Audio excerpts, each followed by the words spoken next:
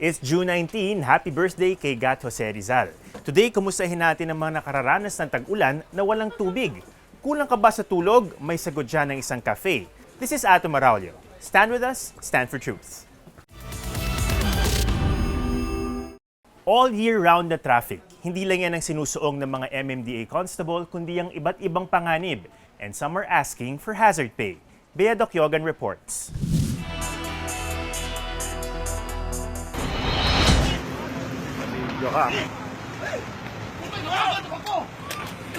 Hindi lang minsang may mga napaaway na MMDA constable dahil sa mga ginagawa nila sa kanilang trabaho. Pero kahit hindi mapaaway, lagi silang nasa peligro. Kilala ang EDSA sa pinaka-congested na kalsada dito sa NCR. Maliban sa matinding traffic, ang mausok na kalsada ang isa sa mga kalaban ng mga MMDA traffic enforcers tuwing sasabak sila sa kanilang trabaho sa araw-araw. Napakahirap ma'am kung tutuusin. Unang-una yung kondisyon ng panahon.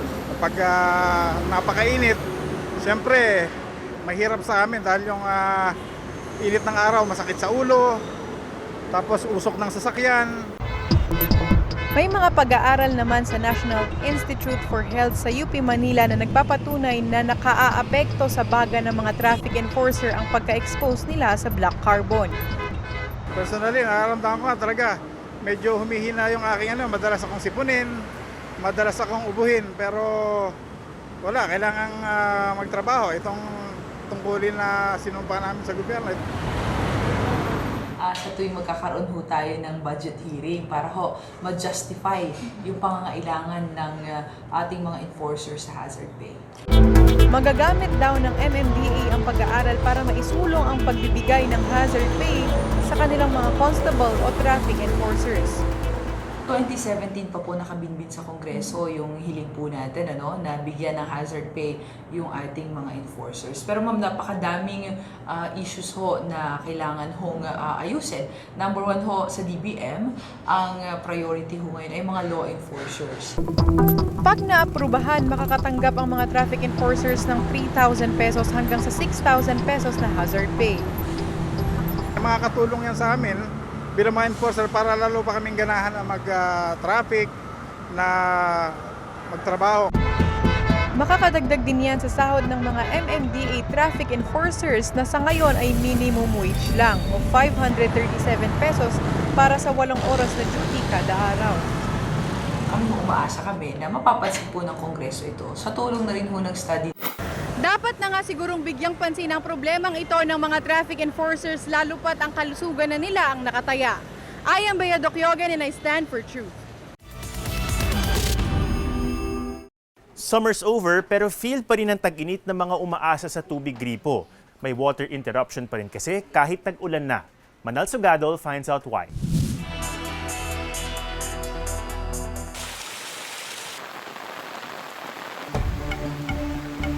Ironic daw, dahil maulan na.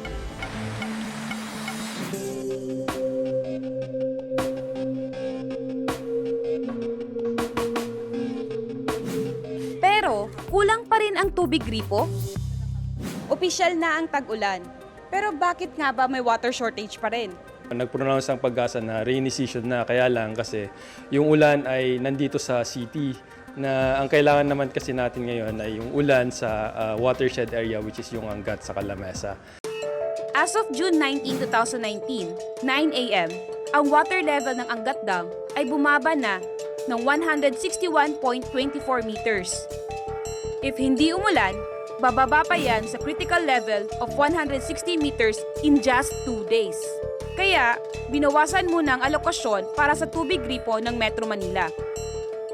Para magkasya yan, may rotational water service interruption muna ang Manila Water sa mga konsumidores mula Makati, Mandaluyong, Manila, Marikina, Pasig, Quezon City, San Juan City, Taguig City at Rizal. Pagkatas ko kumain o kaya yung bago kakain, magugasan ng kamay, walang tubig. Tinanong ko sa asawa, bit walang tubig. Ilang araw na yun. Siyempre mahirap, lalo na pag may mga okasyon kami, may mga event. Yung CR namin, hirap na hirap kami kasi nag-iigib pa yung caretaker. Minsan pong na may time na meron, May araw na wala. Kaya pag galing kami sa trabaho, dito kami nag-iigib. Mahirap sir, lalo pag may pasok. Yan, mahirap. Nagkasasabay-sabay sila nag-iigib, lalo sa gabi. May mga sasakyan silang dala. Sa ngayon, talaga lahat ng customers ng Maynila sa Manila Water from 46 cubic meter per second ay ngayon is nasa 40 cubic meter per second na lang yung allocation. Malaking epekto niya't lalo't ang average na nakukonsumo ng isang bahay sa Metro Manila ay 3 drum ng tubig kada araw.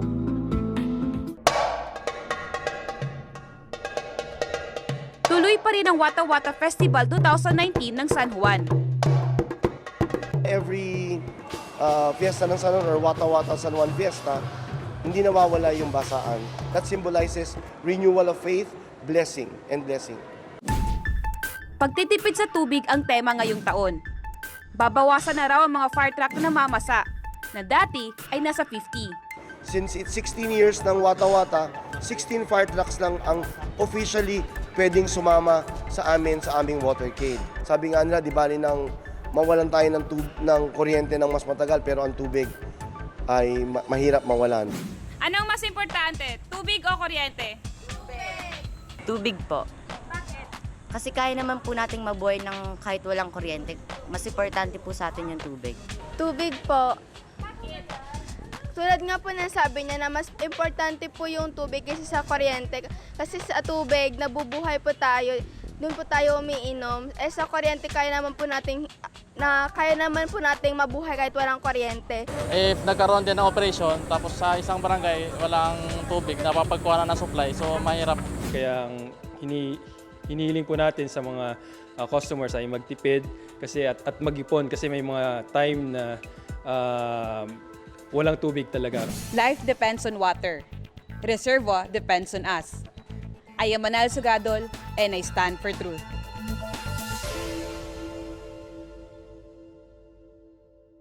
Part 2 na tayo ng interview ni Joy Spring with an all-Pinay Mobile Legends team na naka-third place sa isang tournament sa Singapore.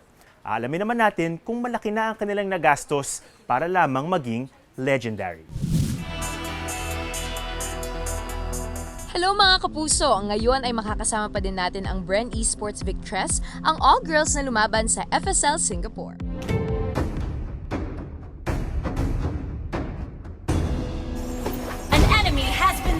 Ang Mobile Legends ay isang free mobile online game na merong 100 million plus downloads both Android and iOS. Kasama sa 100 million plus ang iba't ibang celebrities na naglalaro din ng Mobile Legends. Kasama na nga dito sila Alden Richards, Dion Ignacio, Juancho Trevino, Christian Bautista, Kael Daez at madami pang iba. In the game, sa Mobile Legends, you can also purchase skins. So for those who don't know, ano ba yung skin at bakit siya importante? For me, yung skin, nakakaano kasi, parang enhance ng parang self-confidence sa laro. Parang feeling mo napakalakas mo, kaya mo durugin lahat pag may skin ka. May attributes like additional magic power, attack, physical damage yun. Pag may skin ka, kakatakutan ka ng kalaban. Parang iba na intimidation. Pag may skin ka, ay alam nila pro yung kalaban mo. It's like dressing nicely when going to a meeting. Sino ba ang staple characters na nilalaro nyo? And kung meron na ba kayong skin, ano ba? I-explain mo sa akin. Okay. Croc and Kabura po. Okay, may skin ka na ba? Marami po. Madami guys! Mali yung tanong ko. Ayan, magkano ang nagagastos mo usually per month? Hindi, yung nagastos mo na po. O, nagastos mo na. Siguro nasa 30K. 30,000? Tatlong hero, Lunox, Harriet, and Kagura. Tapos, nakagastos na ako ng 15,000 pesos para mag-purchase ng skin. So ako, Fanny, Gearshon, tsaka June. Tapos siguro nakagastos na rin ako mga 20 dun sa hero lang na yun. Leomore, Claude, and Selena. Hindi kasi ako skinner. Sorry ha. I'm so sorry. Yung mga hero niya pambahay lang. Pambahay lang yung hero. Low-key lang. Simple pero sobrang low-key lang talaga. Pero how much na nagastos? Wala. Sorry. Wala pa. Or may mga nag-gift lang. Normally. And then yung sa akin is Saber, Hellkurt, and Rock yan. Yung sa Saber, kasi naging top global Saber ako. So, sabi ko, pagpasok ko ng top 8, bibili ako ng Legend. May Legend kasi doon, pinakamahal yung skin. So, nagastos ko around 15,000 pesos. Sa isang skin? Isang Oh skin. my gosh. Then, so, all in all, magkano nasa 30,000. Yun sa akin naman po, tatlo din. Grak, Harley, and then Minotaur. Yun po kasi mga napag-global ko rin. Kapag merong mga bagong skin yun, matik yun. Bibili po ako. Tapos mga nagastos ko po is around 26K po. Grabe. That's insane. And how do you feel na Mobile Legends has also been included in the esports category of SEA Games? Saya. Excited. Lalaban ba kayo, you think? Sana. Yes. Try po. Sasali kami sa qualifiers. May all-girl. Awesome! Congratulations, ladies! Again, first time ko maglaro ng Mobile Legends. So, will you teach me? Yes. Alright, let's go! Ano na lang, no? Pinag-aurora ko siya. Malapit sa'yo ng hiling. Killing spree! An enemy has been slain! Kahit na todo ang enjoy sa paglalaro ng Mobile Legends, always remember ang ating mga priorities. My name is Joy Spring and I stand for truth. Alam niyo bang ang mga Pinoy ang ilan sa pinakakulang sa tulog sa buong mundo? Kung relate kayo, bagay sa inyo ang isang cafe. La Rizal pays a visit.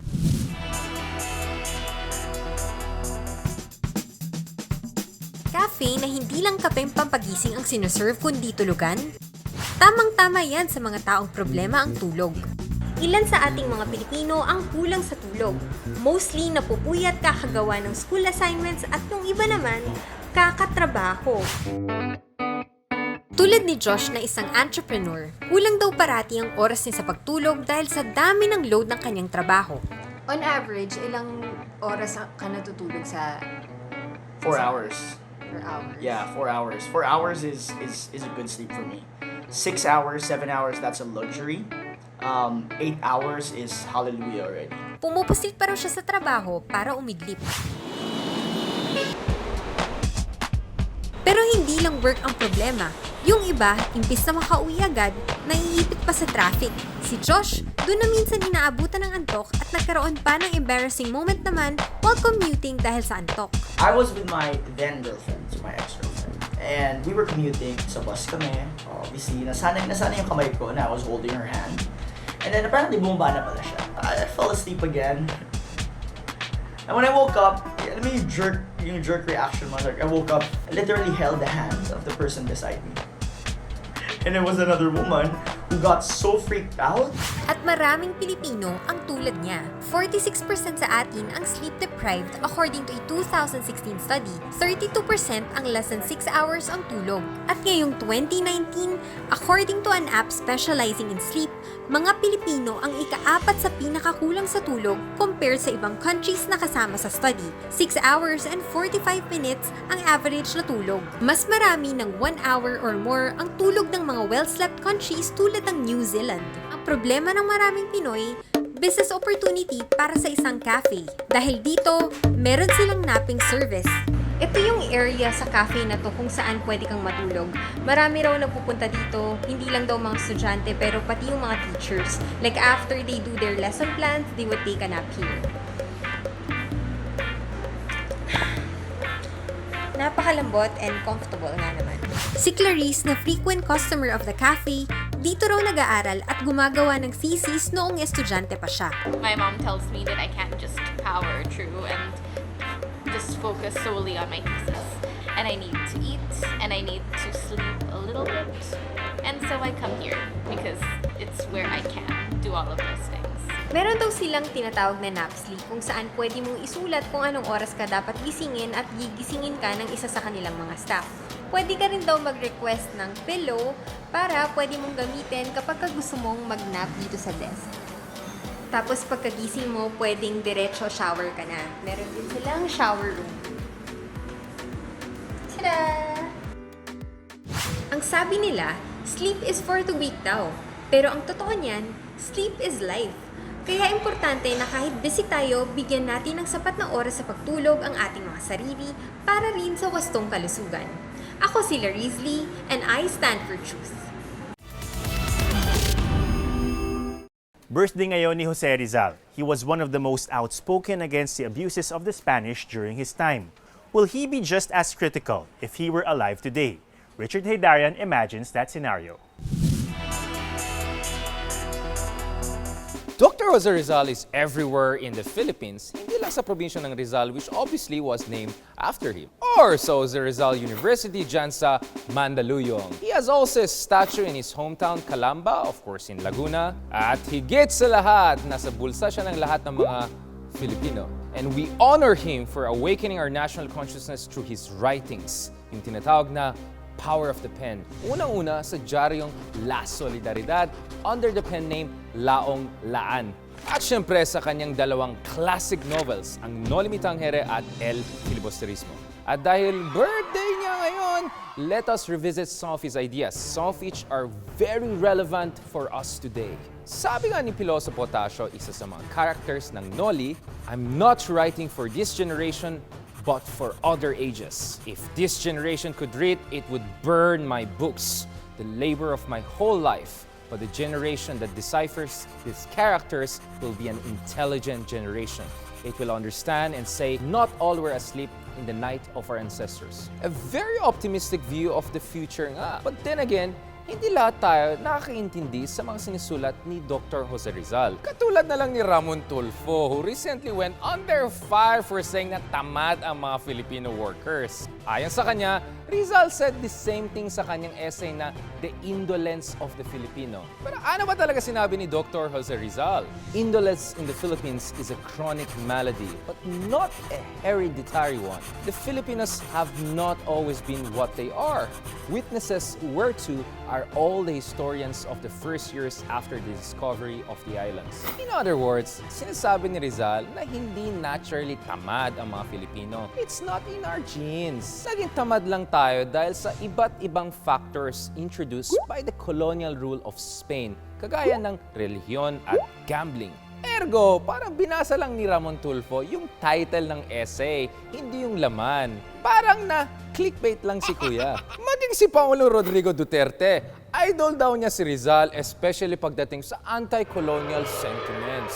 The question is, ano kayang masasabi ni Dr. Jose Rizal doon sa drug war ni Pangulong Rodrigo Duterte? It will soon be 15 years since the towns have had their civil guard. And look, still we have Tulisanes. Still, we hear that they sack towns, that they infest highways. Robberies continue and the perpetrators are hunted down. And the real criminal goes scot-free. But not so the peaceful inhabitant of the town. At yan ang sinabi ni Elias Caibara doon sa No Limitang Here. Dagdag pa niya, the civil guards do more damage than the violent deeds of criminals dahil sa kanilang mga outrageous acts. Oy, sounds familiar, no? Maging si Pangulong Rodrigo Duterte has admitted that the drug situation has worsened. Wala pa nga drug kingpin na nahuli or nako-convict, while a lot of innocent lives have been lost and many families are grieving. In short, kung buhay pa si Rizal, sigurado hindi siya approve dun sa drug war ni Pangulong Duterte. In fact, sa isa pa niyang essay entitled Philippines a Century Hence, the hero criticized the lack of due process under the Spanish rule. Of what use is that penal code? Of what use is life if there are no security in the home, no faith in justice and confidence in the tranquility of conscience? Of what use is all that array of terms, all that collection of articles, when the cowardly accusation of a traitor has more influence in the timorous ears of the supreme autocrat than all the cries for justice? Finally, let us end with this quote by Padre Florentino in El Filibusterismo. Where are the youth who will consecrate their golden hours, their illusions, and their enthusiasm to the welfare of their native land? Where are the youth who will generously pour out their blood to wash away so much shame, so much crime, so much abomination? Pure and spotless must the victim be that the sacrifice may be acceptable. This is a challenge to young people. Can we set aside our hatred and ambition in serving our motherland? If we can do that, saka lang tayo magiging tunay na pag-asa ng bayan. O yung mga mahilig sa Mobile Legends dyan, break na muna and please watch our previous episodes and don't forget to share this with your teammates. This is Ato Marallo together with Richard Darian and Joy Spring. Stand with us, stand for truth.